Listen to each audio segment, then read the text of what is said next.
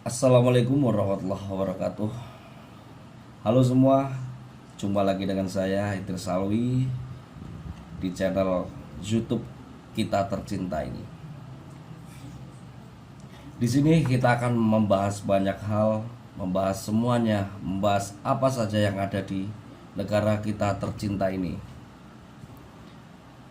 Dalam kesempatan kali ini kita akan coba membahas mengenai penegakan hukum yang ada di Indonesia, guys.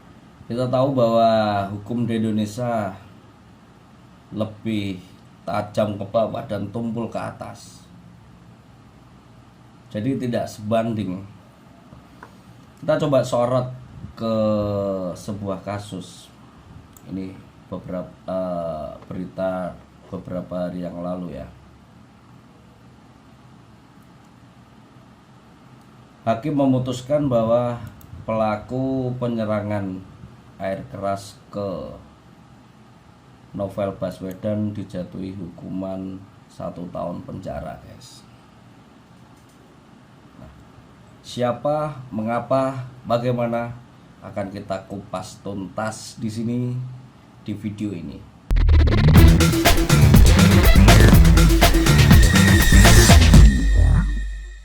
Oke, guys. Kita tahu bahwa Novel Baswedan ini adalah seorang penyidik senior di KPK, penyidik senior Komisi Pemberantasan Korupsi. Jadi jabatannya cukup strategis ini, guys.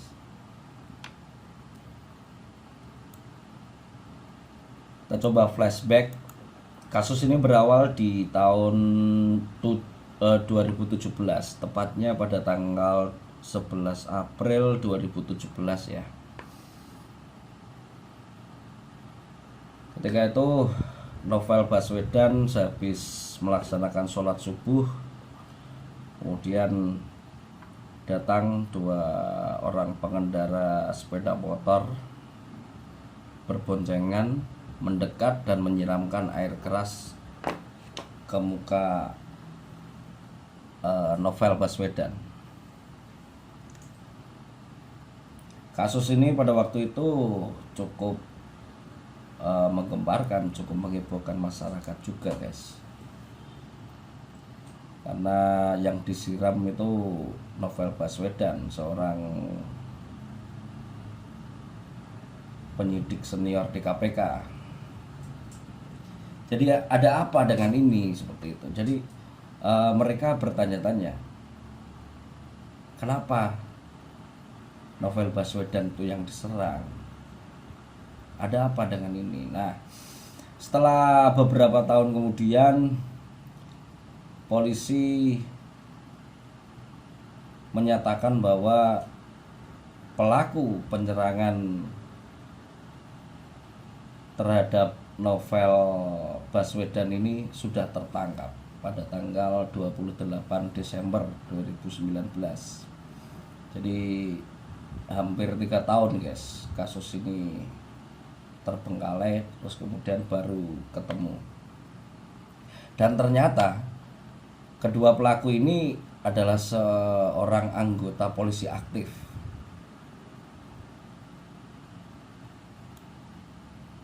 Ada apa? Berarti kan gitu.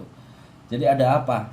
Seorang anggota polisi menyerang anggota KPK. Jadi kalau kita tahu kemarin pada tahun-tahun kemarin itu ada KPK vs polisi kan, vs Polri gitu. Jadi ini mungkin ada apa? Ada keterkaitannya ya, seperti itu. Tapi kita tidak akan panjang lebar ke sana ya. Jadi di sini ketika ditangkap kedua pelaku ini menyatakan bahwa motifnya itu hanya sebatas kebencian, bahwa Novel Baswedan ini sudah berkhianat dengan institusi polisi. Jika Anda tahu bahwa Novel Baswedan ini dulunya itu adalah seorang anggota polisi, guys. Dulunya adalah seorang anggota polisi, terus kemudian dia memutuskan untuk berhenti dan bergabung di lembaga KPK. Ya, ini yang menyulut api antara kedua pelaku tersebut. Kalau kita ngomong motifnya seperti itu. Nah, untuk beberapa untuk kasus ini itu ternyata cuma dikenakan tuntutan jaksanya ya, dituntut oleh jaksa umum hanya 1 tahun penjara, guys. Hukuman hanya 1 tahun penjara. Kenapa? Seperti itu. Kalau kita ngomong kasus ini, kasus penyiraman air keras ini kan tergolong ke dalam kasus penganiayaan ya, penganiayaan berat, dan terjadinya itu di waktu subuh ya, dini hari. Dan itu memang betul-betul memang sudah direncanakan, sudah betul-betul memang sudah di setting mau dilaksanakan pada waktu itu kan, seperti itu. Jadi kasus ini memang sudah direncanakan, melukai atau menganiaya seseorang tuh dijatuhi hukuman cuma 1 tahun penjara, guys. Kalau kita flashback, kita lihat di dalam undang-undangnya di pasal 355 ya, 355 dan 353 ya. Di sini pelaku penganiayaan berat itu dijatuhi hukuman maksimal 7 tahun penjara.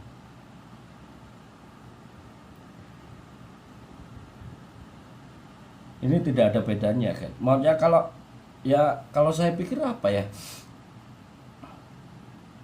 Ini di mana gitu, maksudnya untuk kasus yang cukup serius seperti ini antara maksudnya apa ya?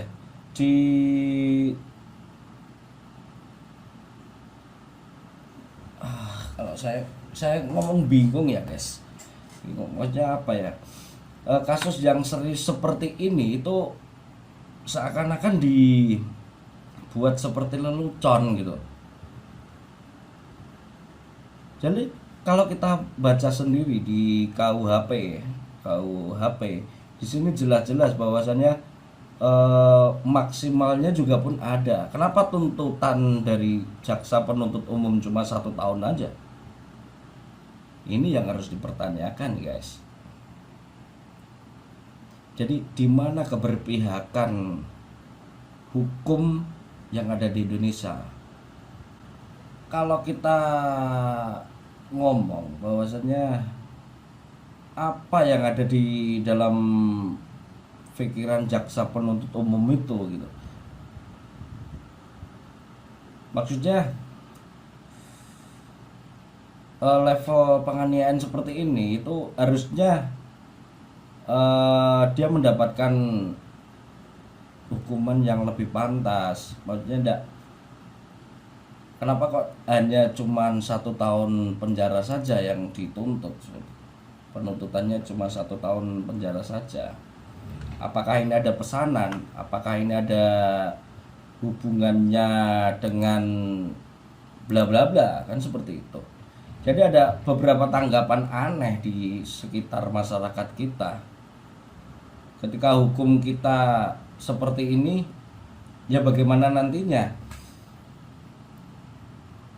Ini pasti akan menyulut emosi seluruh pihak ya, menyulut emosi elemen masyarakat dengan kasus ini. Saya yakin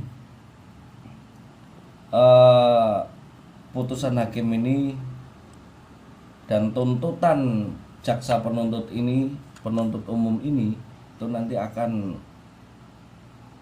menjadi trending, menjadi sorotan banyak pihak karena sungguh tidak adilnya hukum yang ada di Indonesia ini, guys. Inilah guys, contohnya saja. Kita sudah ada niat untuk melukai orang, terus kemudian orang itu cacat seumur hidupnya itu guys, seumur hidupnya loh. Contoh saja ini Novel Baswedan, ini cacat, ini seumur hidupnya itu cacat semuanya itu. Bayangkan guys, kasus ini itu sudah 3 tahun ini ya, sudah 3 tahun berjalan ini, dan kita menantikan putusan hakim yang hanya cuman diputus 1 tahun penjara guys. Gila nggak?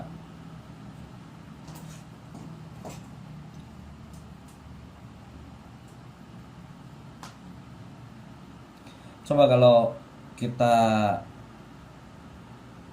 jadikan contoh, seorang Novel Baswedan saja yang disiram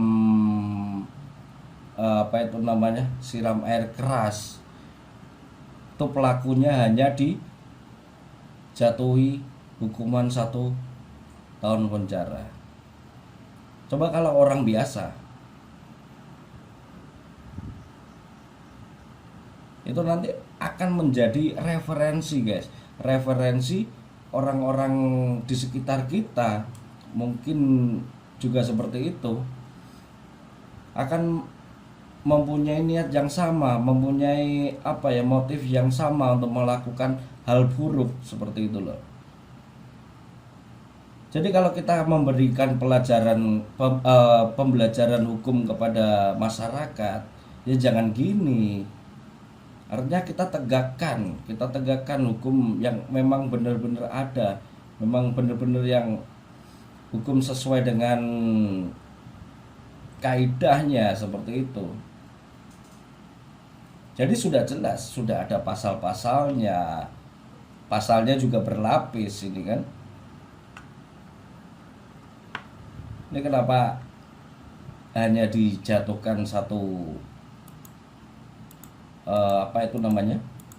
tahun penjara saja. Jadi terkesan guys, kalau hukum di Indonesia ini adalah pesanan ya. Jadi itulah mengapa kalau hukum itu lebih tajam ke bawah dan tumpul ke atas, itu karena memang hukum itu lebih, kalau bagi saya ya, saya sebagai orang awam itu melihat hukum yang ada di Indonesia itu lebih melindungi orang-orang yang ada di atas daripada orang-orang yang ada di bawah.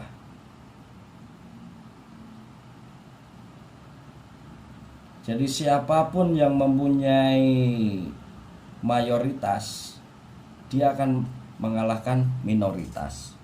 Itu sudah pasti. Sekian video kita kali ini. Silakan simpulkan sendiri apa maksud dan tujuan saya membuat video ini. Dari saya, wassalamualaikum warahmatullahi wabarakatuh.